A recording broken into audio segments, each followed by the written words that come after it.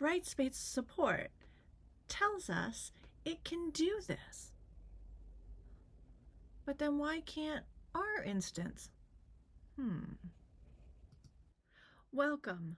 My name is Amanda Jensen, and I work at the University of Rhode Island as an IT project lead in the Teaching and Learning Services Department. Hi, my name is Kevin Gray, and I'm an IT project lead at the University of Rhode Island's ITS Teaching and Learning Services. Today, my colleague and I will be bringing you the power of why, uncovering D2L Brightspace potential and redesigning for what's next. The question posed at the beginning, why our instance couldn't do what support had said Brightspace could, isn't just a technical question. It was an invitation to rethink assumptions. In the years following COVID, URI focused on stability, rapid response, and continuity. Decisions were made quickly, with little time to revisit assumptions. Over time, things became embedded in the system. We stopped asking what's broken and started asking why the system works the way it does. Once things settled, we stepped back to rethink how best to move forward. We had faculty reaching out to Brightspace support for assistance. They would get the answer. However, that answer was not applicable to our instance of Brightspace. We started asking why. Why can't our system do this? Part of that change included realizing the need for some of the features that were being developed for the new content experience in Brightspace. But we didn't have the new content experience. Then it became a why do we not have the new content experience? What might that process transitioning to the new content experience in Brightspace?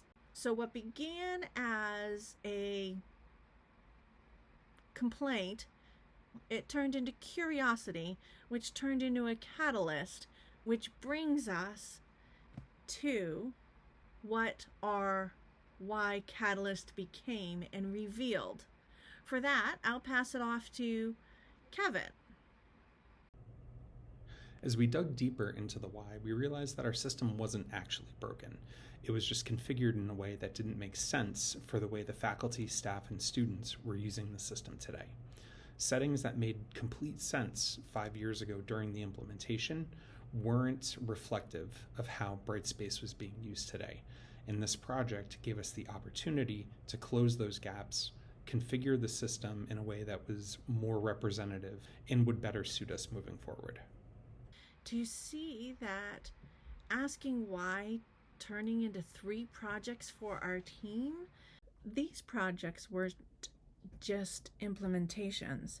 They were opportunities to rethink our structure, clean up years of accumulated decisions and data, and realign the system to institutional goals. This includes reorganizing our system, addressing legacy configurations, and purging some of our data. When planning for the redesign of the back end of our Brightspace system, it was something that we couldn't take lightly. This was not a new implementation. This was not a clean sheet, so to speak.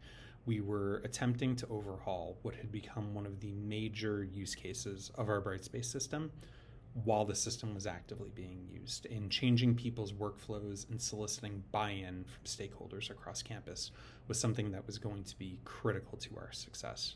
So as we began to imagine how the system would look in the future, we really had to make sure that we looped in every stakeholder possible, from the provost office to the faculty senate to our instructional design partners to the academic faculty and staff across the university. Bringing all of these people to the table was going to be incredibly important if we were going to have a successful project.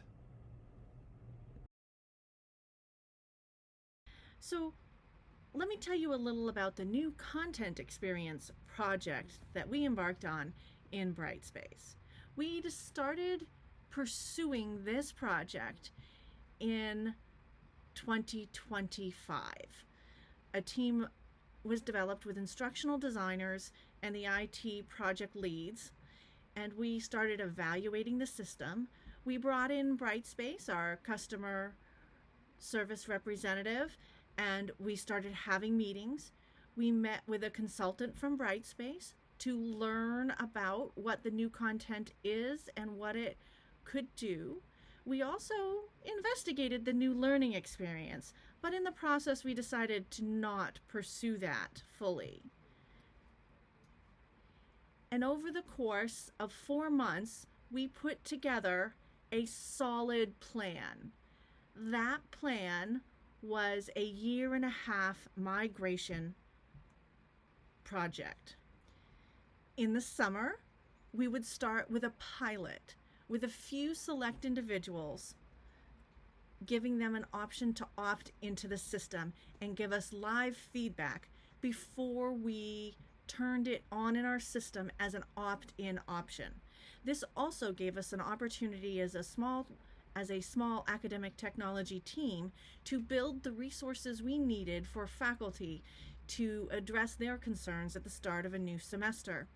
And in fall 2025, we started with an opt-in option for new content experience. We were amazed at the adoption level that we received in the opt-in phase. We did come across a few hitches in the road with its ability to convert classic content into the new content experience. We decided to switch our intention from a permanent switch for fall 2026 to an opt-out starting in fall 2026. It will be turned on during our change window, which will make it the default option for our courses in January 2027. At that point, we will have the opt-out experience on for a semester longer and then turn it off, and it will become the only choice as of summer 2027. So starting with a couple of questions back in 2024 turned into a change that got piloted and rolled out to full implementation coming in 2027.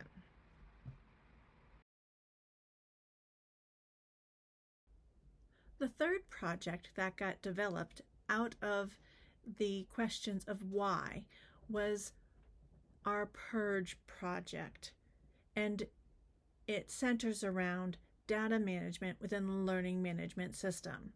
We learned that there was an incredible amount of data that was no longer needed in the system. So we began a multi-year project that will culminate in December of 2026 when we perform our first purge and perform annual purges going forward. It included policy changes as well as workflow changes for multiple departments. After all of the meetings and all of the research and all of the planning, we came to realize that we had 3 main use cases within our LMS. Number one, we had our academic course shells. They were synced to our SIS, and it's where all of the teaching and learning for academic credit takes place. The second use case we identified was for faculty course development, right?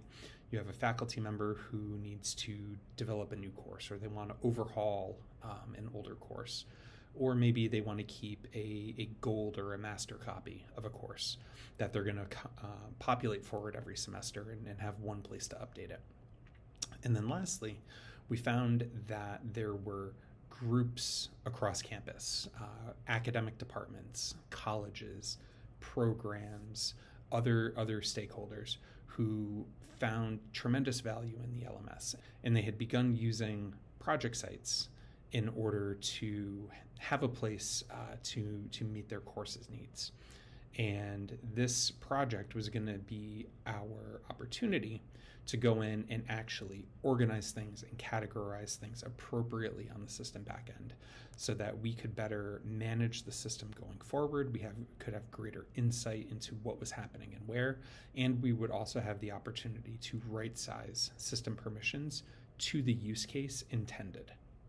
We learned at our institution through this whole process what happens when you follow and ask questions related to why. We discovered the capabilities to have a more usable interface, to have a updated system planning for the future, to establish flexibility as well as consistency. We needed these changes. It gave us the capabilities to answer faculty and to facilitate their needs in the learning management system, which ultimately feeds into the learning of our students, which is at the core of all college educators. The impact was incredible. We were able to leverage the power of why. We did not stop at the beginning with what faculty had brought to us. We looked at the technical specifications. We asked why. We looked at the instructional needs. We asked why. Because what is behind those needs? What is behind the practicality of the features they are looking for? May be an answer that they do not yet know. We also looked at organizationally why certain things were happening, and we made progress and changes in some of the university functionings related to maintaining and updating a learning management system. Going deeper into the whys, not just one why, makes the questions an opportunity to learn and improve. In essence, better questioning leads to better systems.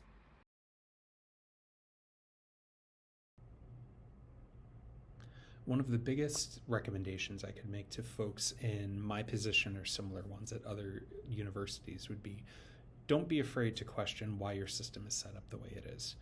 It's very likely that when that system was implemented however many years ago, it was done with the best of intentions and really fit the use cases at your institution at that time.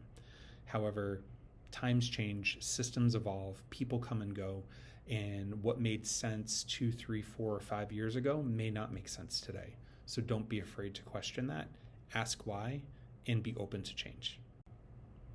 Thank you for taking the time to join our presentation today. We hope you found it useful. Please feel free to reach out to the emails on the screen before you. Thank you and have a great day.